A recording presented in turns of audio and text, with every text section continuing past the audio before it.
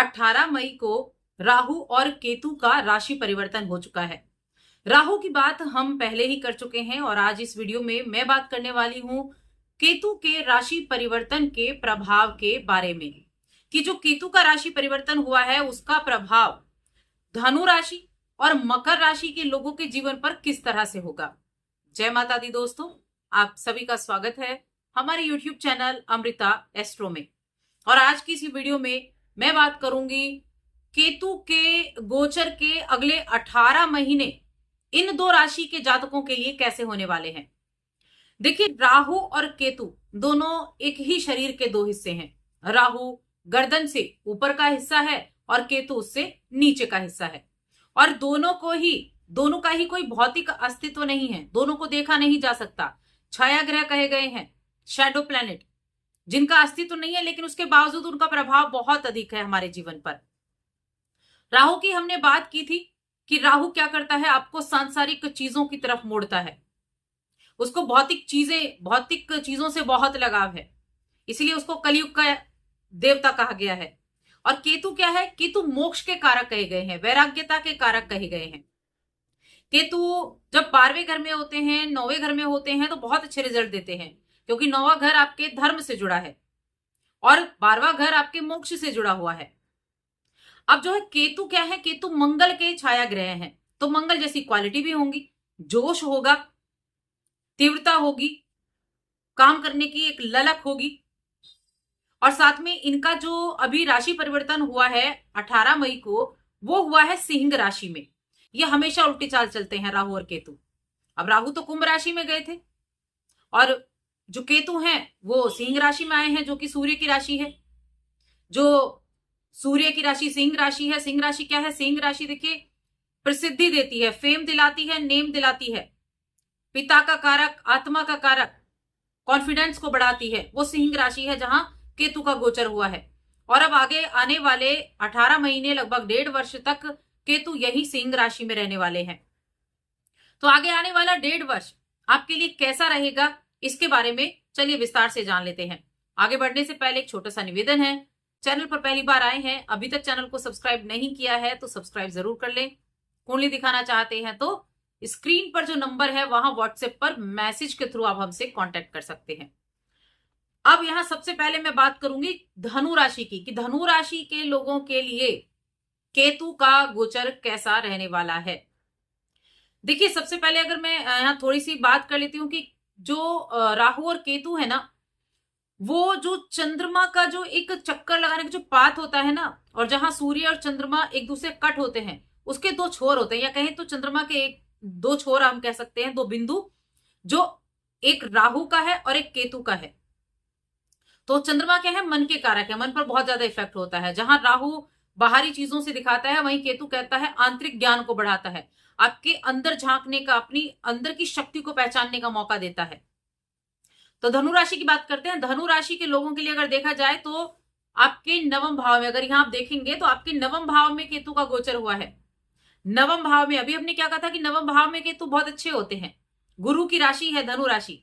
नवम भाव में गोचर, नवम भाव क्या है, भाग्य का है, धर्म का है, पिता का है, ऊंची लंबी यात्राओं का है, लंबे ट्रेवल का, विदेश यात्रा का नवम भाव कहा गया है। तो आपके अंदर ना ऐसी चीजें इस समय अवधि में बहुत ज्यादा रहेंगी, जैसे समाज की सेवा करना, दान पुण्य करना और धर्म की चीजों से जुड़े रहना। ये आपको इस समय अवधि में एक स्पिरिचुअल जर्नी आपकी करा सकते हैं। और अगर आप एक स्पिरिचुअल जर्नी पर जा रहे हैं, यानी कि आप खुद भी एक आध्यात्मिकता को देख रहे हैं, तो आपके लिए बहुत अच्छा ये गोचर रहेगा। एक गुरु, एक मेंटोर आपको मिल सकता है इस अवधि में।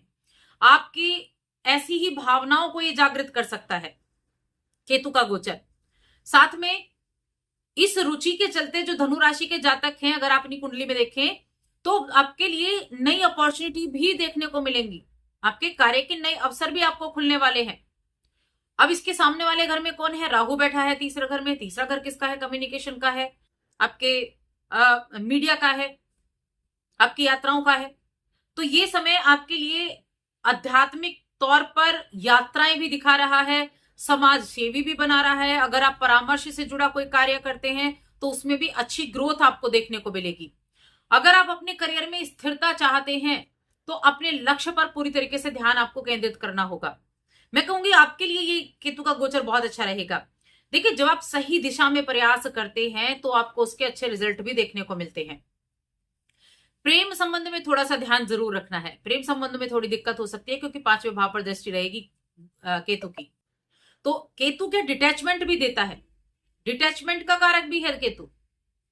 एक मन को बहुत जल्दी भटका देता है, तो इसलिए प्रेम जीवन में सावधानी रखनी है। जो स्टूडेंट हैं उनका भी मन थोड़ा पढ़ाई से भटक सकता है, तो उनको भी थोड़ा ध्यान रखना है। रिलेशंस में ध्यान रखना है, वैवाहिक जीवन में ध्यान रखना है, किसी तरह की तनाव की स्थिति ना हो, इसका ध्यान रखना है। प्रेम जीवन में देखिए, अपने रिश्तों को मजबूत बनाए रखने के लिए आपको क्या, अपने कम्युनिकेशन पर ध्यान रखना होगा। कम्युनिकेशन गैप ना आ पाए, अपनी बातों को एक दूसरे के साथ खुलकर जाहिर करें ताकि किसी तरह की कोई गलतफहमी ना पैदा हो। ये आपके हर एक रिलेशनशिप में है, चाहे प्रेम जीवन है, चाहे वैवाहिक जीवन है, या फिर भाई बहनों का रिलेशनशिप है। तो किसी भी तरह की गलतफहमी से आप दूर रहें तो अच्छा है। हायर एजुकेशन के लिए बहुत अच्छा समय रहेगा। यात्राओं का प्लान बहुत करेंगे, परिवार के साथ भी यात्रा कर सकते हैं या फिर धार्मिक यात्राएं भी कर सकते हैं। धार्मिक रुझान भी आपका देखने को मिलेगा। आपका इस समय नजरिया बदलेगा, चीजों को देखने का नजरिया, चीजों को समझने का नजरिया बदलेगा। केतु की जो दृष्टि है वो आपकी राशि पर होगी, और क्योंकि ये मीन राशि गुरु की राशि है तो धर्म से वैसे भी जुड़ी है। तो जो भी इस फील्ड में काम करते हैं, जो भी धर्म से जुड़ी हुई चीजों से जुड़े हुए हैं, उनके लिए बहुत अच्छा समय है। खुद को चमकाने का भी उनके लिए समय है। उपाय की मैं अगर बात करूं कि उपाय आप क्या कर सकते हैं, तो आप अपने करियर में स्थिरता पाने के लिए विष्णु सहस्त्रनाम का पाठ करें। विष्णु सहस्त्रनाम का पाठ करना आपके लिए बड़ा उत्तम रहने वाला है धनु राशि के जातकों के लिए। अब बात करते हैं मकर राशि। तो देखिए, मकर राशि शनि की ही राशि है दूसरी, और मकर राशि के जातकों के लिए 8वें भाव में केतु का गोचर होने वाला है। 8वां भाव क्या है, अचानक से होने वाली घटनाओं को दिखाता है, रहस्यमयी भाव है, गुप्त भाव इसको कहा गया है, मृत्यु का भाव भी कहा गया है। अब ये गोचर 8वें भाव का थोड़ा सा आपको यहां सतर्कता जरूर देता है, क्योंकि देखिए केतु क्या करता है ना, केतु को अगर हम रहस्यमयी हमने बताया केतु को, तो केतु ऐसी बीमारियां देता है जिनका कोई पता ही नहीं चलता। आप कितने भी टेस्ट करा लें, आप खुद को बीमार समझ रहे हैं, लेकिन टेस्ट में कुछ कोई बीमारी ही नहीं आ रही है, किसी चीज में कोई दिक्कत ही नहीं आ रही है, और व्यक्ति का शरीर कह रहा है कि वो बीमार है, उसको पता नहीं कहां कहां दर्द है। ये वो एक रहस्यमयी चीज है, गुप्त बीमारी है जिसका पता ही नहीं चल रहा है। ऐसी बीमारियां कई बार केतु दे देता है, तो डरने की जरूरत नहीं है वैसे तो। 8वें भाव का जो यहाँ अगर आप देखें 8वें भाव में जाएंगे तो क्या, मकर राशि के जातकों को थोड़ा सा फाइनेंशियल रूप से भी ध्यान रखना है, हेल्थ का भी ध्यान रखना है। अचानक से कुछ चीजें एकदम से बदलेंगी, अचानक से चीजें बदल सकती हैं, तो अपने किसी भी तरह के अगर पैतृक संपत्ति को लेकर आपको विवाद चल रहा था, उनमें सतर्कता बनाए रखनी है। निवेश को सोच समझ कर करना है, अच्छे से जांच परख कर निवेश करना है आपको। अनुभवी व्यक्तियों की सलाह मशवरा जरूर लें किसी भी निवेश को, कोई भी इन्वेस्टमेंट कर रहे हैं आप तो। और इस समय कोई भी बड़ा जोखिम लेने से बचे। अगर आप रातों रात अमीर बनना चाहते हैं, रातों रात पैसा कमाना चाहते हैं, तो ऐसी कोई कार्य ना करें जिससे आपका पैसा फंस जाए। कोई भी लॉटरी, कोई भी सट्टेबाजी, इस तरह की चीजों से आपको दूरी बनाकर रखनी होगी। और आर्थिक निर्णय जो लेने हैं सोच समझ कर लेने हैं। इसके अलावा आपका देखिए व्यक्तिगत जीवन है, उस पर थोड़ा ध्यान रखेंगे, क्योंकि यहां अगर आपने लापरवाही दिखाई तो आपको परेशानी झेलनी पड़ सकती है। इसलिए आपको अपनी सुरक्षा और अपनों की सुरक्षा का विशेष ध्यान रखना है। ये मकर राशि के जातकों के लिए है, तो थोड़ा सा ध्यान रखेंगे तो अच्छा रहेगा। उपाय जरूर करें। क्या उपाय आपको करना है, तो देखिए, एक तो केसर की या पीले रंग की किसी भी मिठाई का आप दान कर सकते हैं, ये आपके लिए बहुत अच्छा उपाय है। दूसरा है कि आपके जो मेंटोर हैं, आपके जो गुरु हैं, आपके जो बड़े हैं, उनका सम्मान करें, उनके प्रति बहुत उचित व्यवहार आपको करना है। आपके पितृ हो गए, उनका समय समय पर आशीर्वाद प्राप्त करते रहें, तब आपके लिए मैं कहूंगी कि पितरों के आशीर्वाद से चीजें बेहतर रहेंगी। तो ये उपाय आपको करने हैं। तो बस आज की इस वीडियो में इतना ही। वीडियो कैसी लगी हमें कमेंट करके जरूर बताएं। जय माता दी।